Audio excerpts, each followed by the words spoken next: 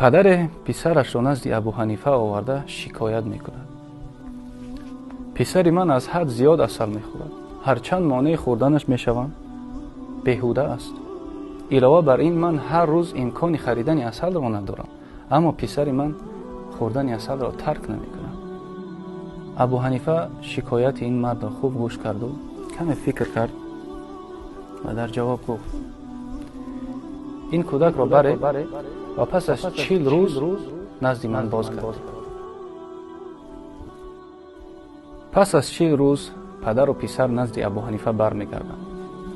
ابو حنیفه باشد کودک را نزدش خوانده سرش را سیله میکند و به رخسارهایش نگریسته میگوید: پسر جانم، عسل نخور، عسل زیاد به تو ضرر دارد. پدر کودک این رفتار امام ابو حنیفه را دیده کمی خشمگین شده حیرت آمیز میپرسد: یا امام، چرا 40 روز پیش این کار را نکردی؟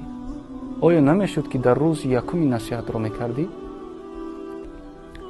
ابو حنیفه باشد تبسم میکند و در جواب میگوید: آن روز خود من هم عسل خورده بودم. در تمام 40 روز خود را از عسل باز داشتم تا اینکه به کودک نصیحت کرده توانم.